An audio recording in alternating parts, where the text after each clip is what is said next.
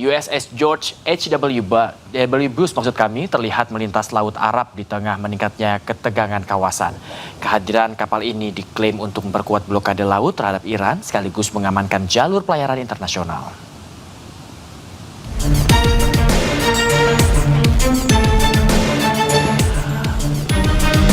Komando Pusat Amerika Serikat, CENTCOM, mengkonfirmasi kapal induk USS George H.W. Bush saat ini berada di Laut Arab.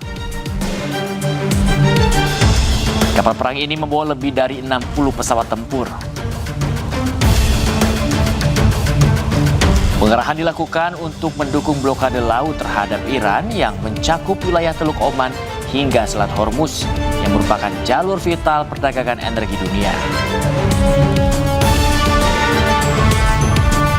Amerika Serikat menyebut operasi ini sebagai upaya menjaga kebebasan navigasi.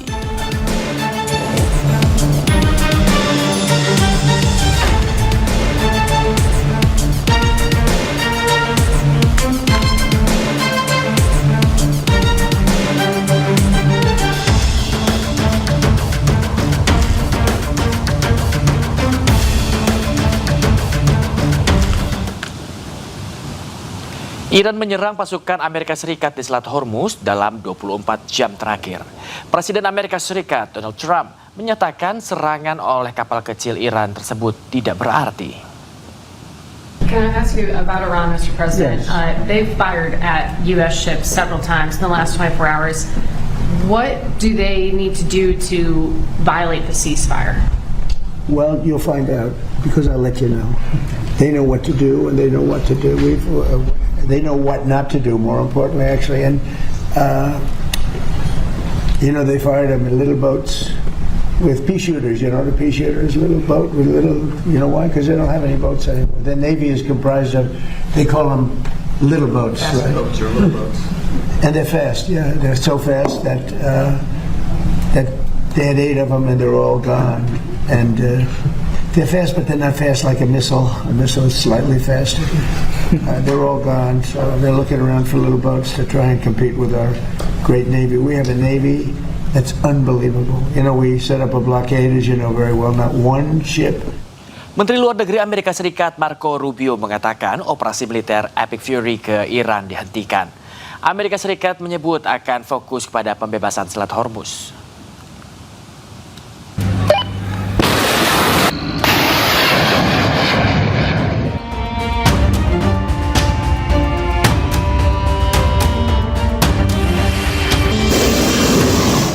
Amerika Serikat resmi akhiri operasi tempur Epic Fury di Iran. Menteri Luar Negeri Amerika Serikat Marco Rubio mengatakan operasi militer tersebut selesai karena semua tujuan utama telah selesai dan akan fokus pada pembebasan Selat Hormuz. Well, that's one of the topics that needs to be discussed. I don't know about. I think you're linking it. The operation is over. Epic Fury, as the president notified Congress, we're done with that stage of it. Okay, we're now on to this project of freedom. As far as a negotiation is concerned, I think the president's been clear that part of the negotiation process has to be not just the enrichment, but what happens to this material that's buried deep somewhere that they still have access to if they ever wanted to dig it out. That has to be addressed, and that's being addressed in the negotiation. I'm not going to go further on what progress has been made on that topic because I don't want to endanger the negotiations, but suffice it to say that the president and this entire team is aware of the centrality of that question, and that will have to be addressed one way or the other. Operasi Epic Fury merupakan operasi militer Amerika Serikat terhadap Iran yang diluncurkan pada 28 Februari 2026. Menteri Perang Amerika Serikat saat itu mengatakan misi Epic Fury yakni menghancurkan rudal ofensif Iran, Angkatan Laut Iran, serta infrastruktur keamanan lainnya. Adapun tujuan akhir operasi ini adalah memastikan Iran tidak akan pernah memiliki senjata nuklir. Berdasarkan pernyataan Kementerian Luar Negeri Amerika Serikat, operasi Epic Fury dilakukan atas permintaan dan untuk membela Israel selaku sekutu dekat Amerika Serikat. Amerika Serikat menghentikan operasi Epic Fury ke Iran. Selain itu, Amerika juga menghentikan sementara operasi Project Freedom atau pembebasan kapal-kapal di Selat Hormuz.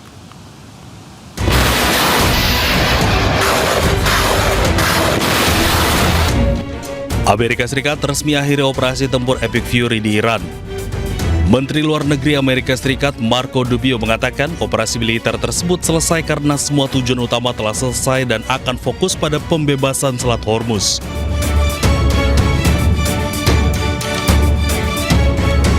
Selain akhiri operasi Epic Fury, Amerika Serikat juga hentikan sementara operasi pembebasan Project Freedom di Selat Hormuz.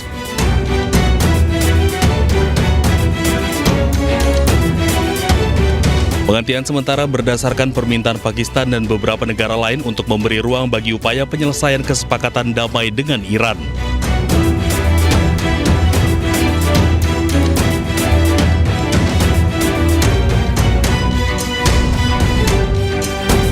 Meski operasi pembebasan Project Freedom terhadap kapal yang terjebak di Selat Hormuz ditangguhkan sementara, namun Amerika tidak akan membuka blokadenya dari Hormuz.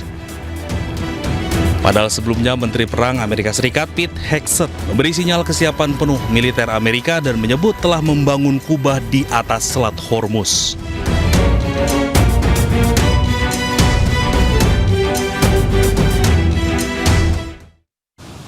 Dihentikannya operasi Epic Fury menandakan kegagalan agresi Amerika di Iran. Menurut pengamat Timur Tengah, Pizarro Ghazali Idrus, Amerika sudah kehabisan cara untuk menekan Iran. Iya, betul. Menurut saya Amerika sudah gagal. Ini deklarasi kegagalan dari Amerika Serikat yang disampaikan langsung oleh Marco Rubio bahwa Epic Fury sudah berakhir, tidak berlanjut. Karena apa? Karena terbukti blokade militer, serangan militer, blokade Hormuz ternyata itu gagal melumpuhkan dan juga memadamkan semangat perlawanan Iran di dalam perang yang sudah hampir 2 bulan ini. Saya kira sekarang Amerika Serikat, Donald Trump itu benar-benar frustasi karena jalur apapun yang mereka sudah lakukan, bayangkan digempur fasilitas nuklirnya, kemudian pernah digempur juga Pulau Kark ya, kemudian sekarang dilakukan mencoba ada blokade militer yang dilakukan oleh Amerika Serikat di perairan Oman. Ternyata sampai sekarang Iran masih eksis, Iran bahkan berhasil melakukan serangan kembali drone-drone kepada kapal-kapal tempur Amerika Serikat di perairan Oman, walaupun itu hanya sekedar tembakan peringatan gitu. Tetapi ini membuktikan bahwa Amerika Serikat itu menyerah. Dia sudah tidak punya cara lagi bagaimana untuk menekan Iran, dan klaim-klaim yang ini kan juga menarik. Kan dia mengatakan Epic Fury sekarang sudah berakhir, padahal sebelum-sebelumnya dia mengatakan bahwa dia sudah memenangkan pertarungan dengan Iran berhasil dilumpuhkan, Iran berhasil dikalahkan, tetapi kemudian sekarang Epic Fury itu disampaikan bahwa berakhir. Ini membuktikan ada jeda yang sangat panjang ya. Ini membuktikan bahwa Amerika Serikat selama ini itu gagal dalam menundukkan dan melumpuhkan perlawanan dari Iran. Bahkan kalau kita sekarang ya, Iran melakukan serangan lagi kepada Uni Emirat Arab ya, Iran melakukan serangan kepada kapal militer Amerika Serikat. Artinya Iran itu siap perang panjang, dia tidak menyerah, dan yang terjadi kan sekarang justru Amerika Serikat itu udah mengatakan mereka mengakhiri episode pertarungan Epic Fury. Bahkan sekarang diplesetin kan Epic Fury menjadi epic failure gitu, kegagalan yang epic. Saya kira ini yang terjadi pada sekarang. Donald Trump problematikanya dia waktu tidak berpihak sama dia. Kalau perang kemudian dilanjutkan, kita ingat bulan Agustus ini sudah akan memasuki kampanye midterm election dan waktunya sangat sedikit sekali, dan dia tidak punya banyak opsi, maka kemudian dia sepakat untuk mengakhiri operasi Epic Fury dan kemudian mulai masuk kepada. Menteri Luar Negeri Iran Abbas Araghchi melanjutkan safari diplomatiknya ke Cina.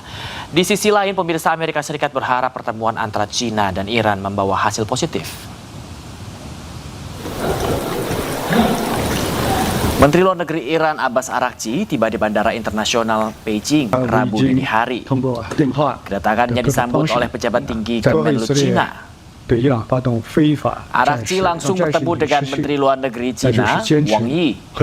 Salah satu pembahasannya adalah upaya negosiasi damai antara Iran, Amerika Serikat, dan Zionis Israel. Saat ini Cina memposisikan dirinya sebagai mediator antara ketiga negara yang bertikai. Sementara itu Amerika Serikat melalui Menteri Luar Negerinya Marco Rubio mengingatkan Cina penutupan Selat Hormuz dalam waktu panjang hanya akan merugikan Cina. The first point about the visit, it's fine. I hope the Chinese tell him what he needs to be told, and that is that what you are doing in the Straits is causing you to be globally isolated. You're the bad guy in this. You guys should not be blowing up ships. You should not be putting mines.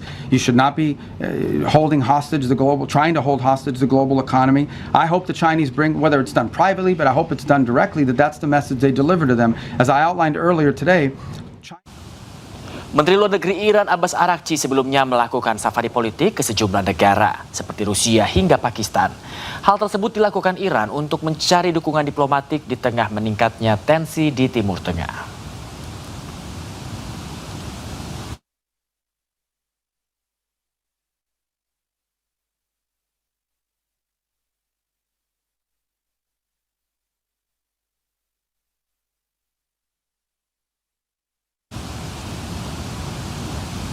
Pemirsa, kami akan kembali dengan ragam informasi yang Must be exciting, kid.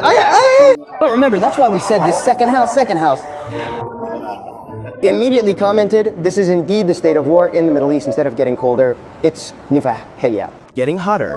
See it like this. Is it true that this is happening because communication and diplomatic channels are no longer meeting? Both of them like that, yes. Iran can be said to have discounted his proposal by 50%. He said, we are ready to open Hormuz. Earlier he insisted on not wanting to open. That's already slashing the price, right? But this item is already discounted. It can be sold like that. Donald Trump still said, I don't accept it. Still don't want it. Buy one, get one also doesn't want. Buy one, get one also doesn't want, like that, right? He seems like the discount is really 90%. If possible, 100%. Because Donald Trump seems to have this kind of pattern of compromising diplomacy. A win-win solution is a form of defeat for Trump. So he doesn't want to look weak. He doesn't want to look weak. He wants to look strong. Yeah. If Iran can be subdued, then subdue it. They have a psychological problem. We're a superpower. Iran might only be a middle power, so why are we subservient to them?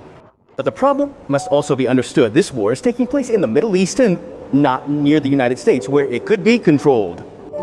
Iran also controls the Hormuz. So, this war has become an economic one, and it can't be calculated mathematically. After all, if Trump claims he's won and crippled Iran, why does he still want U.S. diplomacy? Even if he's won, the victorious party should be able to control the loser. But that hasn't happened. This has escalated further because communication channels have been maximized with Pakistan. There's also no contact between the two countries, which has led to increasingly visible signs of war. One example is the attack on the UAE, although some parties still claim to have denied carrying out the attack. That's it, yes. It's interesting actually that a few days ago, Iranian media outlets like IP stated that the attack on the United Arab Emirates was a consequence of its alliance with the United States. Although, we noticed he didn't name the perpetrators. However, later, the Iranian Foreign Ministry also stated that he was urging the United Arab Emirates to distance itself from the hostile coalition. He said, the enemy coalition means the United States, Israel, and all sorts of things. So it's like there's a kind of language that can be interpreted in many ways. But in my opinion, even if Iran carried out this attack on them, even if it's true, because they've been massacred, I think the Arab Union was attacked because of what? It's an alternative oil route besides Hormuz. Okay, like that. So Iran wants to send a message. Why did it surrender Fujairah? Fujairah is the energy region of the Arab Union that can get the oil out of the Gulf region, of course, but using pipes, right? Not using sea routes like those in Hormuz. Iran wants to send a message. If I can't sell, you can't sell either, right? By attacking the United Arab Emirates, that's a message to Israel and America. The proof is that he didn't attack Saudi Arabia, he didn't attack Qatar, right? He attacked the United Arab Emirates, which can be said to be Israel's best friend in the Middle East. So, if Hormuz is blockaded by America, then the United Arab Emirates. Arabs also can't sell oil. Arabs also can't sell oil. The United Arab Emirates is indeed small because it has a pipeline. It's not like the Slat Hormuz, which can produce 20 million barrels per day. Pipe above ground, or is it an underground pipe? The underground pipe. Yes, the underground pipe comes from Abu Dhabi. Abu Dhabi is arguably the main oil refinery of the United Arab Emirates. Then it goes to Fujairah, and then to the roll of Oman. So, that's how it is. It's small, only 1.5 million barrels per day, right? But this is also a symbol of alternative language in Iran. This toll road we have closed. The drivers can't use the alternative route now because the back road can be used, so we have also closed the route, right? Why is the back road not possible? I'm still blocked by the United States like that, right? Iran says, I'm good. I've opened Saturnus. They opened it a few weeks ago, but America is still closing it. So Iran says, it's not fair. I've opened it, but America is still closing it. America is still closing. So that's why there's a heated constellation like now. But if we look at the Gulf countries, they are also solid in supporting the United Emirates. So will that escalate the conflict or what? Yes, because the United Arab Emirates is a member of the Gulf Council, right? There's the UAE, there's Qatar, there's Bahrain, there's Saudi Arabia. They have a family spirit. Then The Gulf Emirates also seems to attack other Gulf countries. Oh. And there's also a concern if this isn't condemned by them, this attack seems as if the Gulf countries approve. If it's true that Iran attacked Iran, it's as if, oh, this Gulf country isn't commenting on this. No Arab country is commenting on this. Oh, that means they approve of Iran's attack like that. Then these Gulf countries condemn Iran because they're afraid it will come like after the February 28th war. That initial attack was carried out by Iran, yes, against Qatar and Bahrain. targeting a United States military base. Right? Remember, Ireland died it before. We didn't attack. He has proven, it's discovered that he attacked facilities, civilians and oil facilities. If it's not condemned, it will spread to Saudi Arabia, it will spread to Qatar. These two countries are now starting to feel less attacked and are starting to communicate. And right now, the Iranian foreign minister is already chatting with the Qatari foreign minister. Yes, they've started to try to communicate. We really understand Saudi Arabia because it's the Hajj season. Right? If Saudi Arabia doesn't condemn this, I'm worried that this war will escalate and shift to Saudi Arabia. Shift to Saudi Arabia. And this isn't just affecting Saudi Arabia, but the pilgrims are from hundreds of countries there. From all over. From all over the world. Indonesia is also a lot. This is the same as attacking international sovereignty. And this is the Hajj season, which is the time when the world should really be going down like that. The most fundamental question is it true that only Iran, which in quotation marks might have carried out an attack on the United Arab Emirates, has the military capacity to carry out such an attack? Yes, indeed, if we can see that there could be a false flag operation that could be carried out, by the United States. It could be. Once again, as if, yes, this is still based on the presumption of innocence, right? Why? Oh, no, of course I believe it's like, okay, that. Because, sir, the U.S. Navy plays a role in Oman, and that's close. Yes, it's close to Umm. Even if he carries out a false flag operation, we still can't be sure. But indeed, if we look at the signs that Iran is threatening the United Arab Emirates, it's very obvious. You're distancing yourself from the enemy coalition. We're only on the defensive, he said, right? And the Iranian Ministry of State also said that the U.S. attack on Iran was carried out from a U.S. military base near Abu Dhabi. Dome. It's not impossible that Iran could have carried it out. However, to avoid international escalation, he said, we're not actually targeting the United Arab Emirates as a country, but we're only targeting several facilities that are detrimental to us. Well, that's how it is. That's probably the message that Iran is also conveying. But the United States is also increasing its military strength in the Middle East, right? But on the other hand, they also created a freedom project. Where is this actually headed? Well, this is a contradiction, actually. The United States created a freedom project that claims to be for humanitarian purposes, but they themselves are still blockading Iran. Well, if we talk about international law, the blockade carried out by the United States, even though it doesn't shoot at Iran, can be considered military aggression. Even though it's just a blockade, it doesn't shoot. Because their position is also strangling Iran's economy. Right. Well, later there will be a humanitarian law for a country that carries out a blockade with the aim of strangling a country's economy and starving its citizens, that it can be considered an act of war. Like Israel, they blockaded Rafah. Gaza can't get out, then kill or starve, and then that's also part of genocide? In the end, it was even called like that. Well, this is why it's a contradiction. Why do you want to carry out what they say is a humanitarian mission and save ships? There are 2,000, the ship is still docked, but you're still carrying out a blockade. That's a contradiction, isn't it?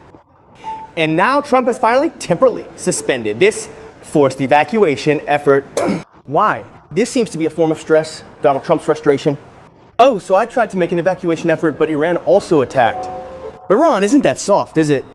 And none of the ships that wanted to be evacuated wanted that kind of problem, right? Since the first day, Monday, not a single ship has been successfully evacuated. Because they don't want to be evacuated, but they're afraid of being attacked by Iran along the way. The oil tanker is huge, right?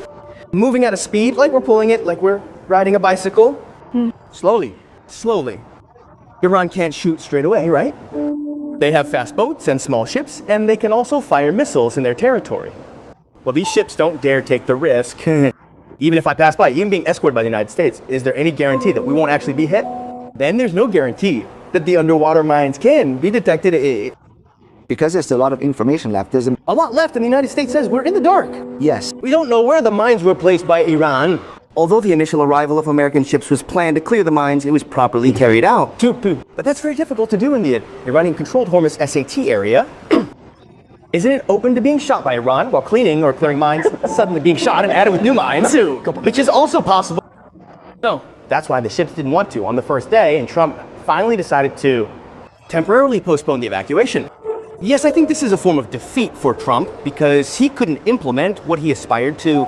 Or maybe, Second Rwanda, if we look at the attacks carried out by Eta Pool, in quotation marks, we suspect Iran, yes, on the oil refinery from Saudi Arabia itself. This was an action after the AU itself withdrew from OPEC. Mas Besar will discuss this in the segment Next Day with us in the morning. It will next. Definitely be fun. Dirde memerintahkan saksi 2 siap sebagai Pabandia Pampers siap ya siap ceklah ternyata diketahui mereka pelakunya siap. Nah pada saat itu apa yang dilakukan terdakwa 1 dan 2? Apakah menyampaikan itu selain saya ada lagi? Setelah kami menanyakan dan diakui oleh terdakwa 1 dan terdakwa 2, terus kami menyampaikan siapa lagi yang ikut, siapa lagi yang menemani kalian, siapa lagi dari kalian, masih ada nggak yang lain? Kemudian lama-lama diakuin oleh terdakwa 1. Oh, tidak langsung dijawab? Tidak. Butuh dengan teknik kami bertanya. Teknik kita siap, bertanya lah ya. Siap. Teknik dari saksi 2 untuk bertanya bagaimana apakah ada keterlibatan pihak lain. Siap. Akhirnya itu berapa lama itu baru dia mengaku? Dari jam 1 sampai sekitar jam 3. Berarti sekitar 3 jam. Siap. Itu selama 3 jam itu saksi 2 ada di situ? Ada di situ. Saya terus mau ngorek dengan cara kami bagaimana untuk dia mengaku. Siap. Nah, di situ mengaku ya ada keterlibatan orang lain. Siap. Siapa? Diakui terdakwa. Ada terdakwa 3 dan terdakwa 4. Terdakwa 3 dan 4. Itu siap. Apa yang disampaikan? Oleh terdakwa 1 mengakui bahwa kegiatan tersebut dilakukan berempat. Cuman yang terdakwa 1 dan 2 sebagai pelaku yang menyiram itu terdakwa 1, yang memonceng motor terdakwa 1 adalah terdakwa 2. Sementara terdakwa 3 dan terdakwa 4 hanya mengikuti kegiatan tersebut. Berarti terdakwa 1 dan terdakwa 2 dan 1 motor. Siap. 3, 4 1 motor. Siap. Beda motor. Mereka menjelaskan tidak di situ. Saksi menanyakan bagaimana cara melakukannya, terus siapa yang punya ide, siapa yang berinisiatif. Kami tanyakan. Siapa yang punya inisiatif? Yang punya inisiatif awalnya terdakwa 1. Inisiatif terdakwa 1. Terdakwa 1. Di situ diakui. Apa kata saksi 1?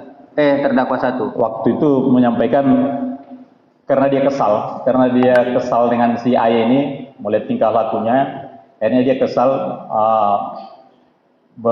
menyampaikan hal tersebut kepada terdakwa 2. Terdakwa 2 juga mengiyakan, sehingga terdakwa 2 kumpul dengan terdakwa 3 dan 4, terdakwa berempat ini kumpul sehingga melakukan kegiatan itu.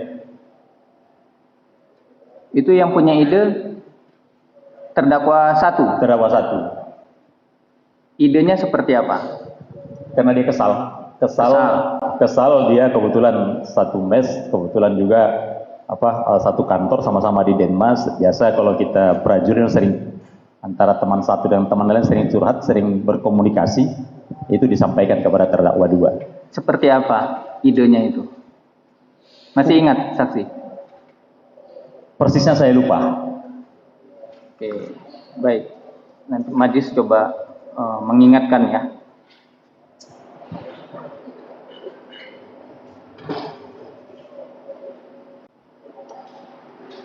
Di sini saksi 1 itu mempunyai ide untuk memukul. Siap. Katanya. Betul? Siap. Tapi terdakwa 2 itu menyatakan jangan. Siap. Betul? Siap. Sehingga yang mempunyai ide untuk menyiram dengan cairan kimia atau cairan keras itu terdakwa 2. Terdakwa 2 menyampaikan hal tersebut. Siap. Nah, menyampaikan seperti itu ya, itu kan majelis mengingatkan. Siap. Ini kan sudah walaupun nggak terlalu lama, tapi kan saya ingat orang berbeda-beda ya. Siap. Jadi majelis mengingatkan. Siap. Betul seperti itu. Siap, disampaikan seperti itu. Siap. Seperti itu oleh terdakwa 1 bahwa dia kesal, ingin memukul. Siap. Tapi terdakwa 2 menyampaikan jangan. Kita siram saja pakai air panas atau air keras, betul? Kita siram saja. Kita siram saja. Kalimatnya hanya itu saya ingat. Itu saja. Siap. Nah, yang merencanakan siapa? Yang merencanakan menurut kami tidak ada. Tidak ada yang kami tidak menanggap kalau ada yang merencanakan, karena pada saat itu orang ini sedang berkumpul tanggal 12 itu di mesnya di lantai 3 sore hari, langsung setelah itu langsung pergi untuk ngobrol-ngobrol atau pergi melaksanakan itu kegiatan. Melaksanakan kegiatan itu. Pada saat melakukan kegiatan itu saksi tidak tahu. Kami kebetulan ada di Papua saat itu. Oh, di Papua. Siap. Saat itu di Papua. Jadi baru balik langsung melaksanakan esilitasi ini.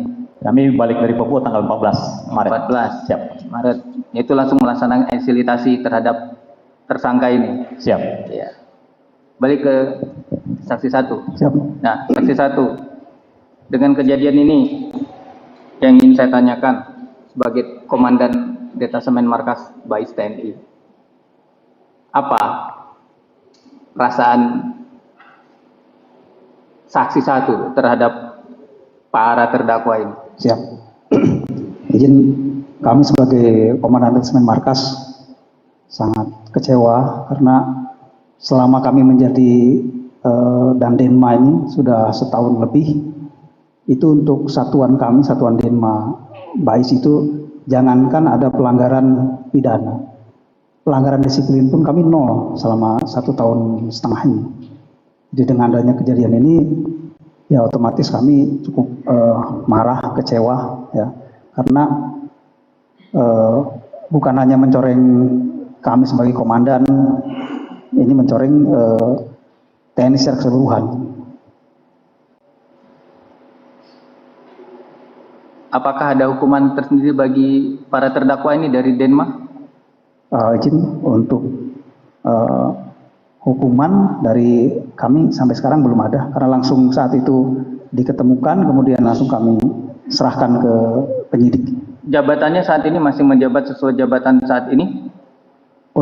Karena setahu saya kalau prajurit TNI yang bermasalah atau diproses hukum, itu otomatis langsung dicopot jabatan. Siap. Izin untuk mereka sudah Pamadenma. Udah Pamadenma, Mabes TNI. Siap. Pamadenma siap. Oh, berarti jabatannya sekarang semuanya udah Pamadenma siap. Denma Mabes TNI dan Bintara Mabes TNI. Padenma siap. Bukan Mabes TNI, BAIS. Oh, BAIS. Oh, siap. Masih Denma BAIS. Pamadenma. Berarti jabatannya Pamadenma BAIS. Siap. Dan Bintara Denma BAIS. Siap, dan Padenma. Tidak di Mabes TNI ya? Siap, tidak izin. Siap. Gajinya dipotong? Izin tidak. Biasanya kan aturan yang terbaru itu yang dihilangkan hanya tunjangan. Tunjangannya hilang. Tunjangan kinerja siap. Gaji biasanya dipotong 25% kalau saya tidak salah itu. Kalau yang bermasalah. Izin kalau gaji kayaknya tidak izin. Hanya tunjangan jabatan, kemudian tunjangan kinerja yang tidak ada. Siap. Nah, tunjangan kinerja kan tidak terima itu. Siap. Karena tidak ada jabatan. Siap. Berarti hanya full gaji tok. Siap. Hanya gaji saja. Siap. Kemudian yang terakhir, apakah saksi mengetahui ada perintah khusus pada para terdakwa? Siap, tidak. Tidak ada perintah khusus? Siap, tidak ada. Kemudian terakhir berarti, mohon maaf sebelumnya, pada saksi 1. Pasti saksi 1 pernah menjadi komandan. Siap. Di satuan sebelumnya. Siap. Sampai dengan sekarang ini. Siap. Merasa gagal tidak menjadi komandan saat ini? Siap. Selaku komandan satuan, kami merasa kecewa, dan kalau gagal sih tidak, karena mungkin mereka kan nanti sudah ada hukuman yang setimpal. Yang kami harapkan hanya sesuai dengan aturan yang ada. Kalau memang mereka bersalah, mohon dihukum maksimal. Siap. Maksimal? Siap. Kalau terbukti? Siap. Ya, majelis akan mencoba untuk bukti. Siap. Ya, membuktikan. Tapi nanti, ya ini tadi yang saya sampaikan, disampaikan oleh Ketua Majelis juga. Akibat perbuatan para terdakwa ini kan bukan hanya institusi BAIS saja, tapi justru yang lebih besar lagi, TNI. Ya. Kemudian saksi 5. Asyari siapa? Ya Asyari itu memang sama saya. Sing di Kiai mana kamu? Cekel Kiai Mergopo. apa? Betul Kiai. Ponpes apa? Cekel Mergopo. Tangkap karena apa? Enggak bisa ngomong. Kena pencabulan saja. Hah? Katanya pencabulan, Pak. Oh, katanya pencabulan. Oke. Kalau katanya oke. Yo, clear. Clear. Selamat pagi Mas Lur, Sobat Anti Bandit. Pagi ini bersama Pak Bambang, ada Pak Har,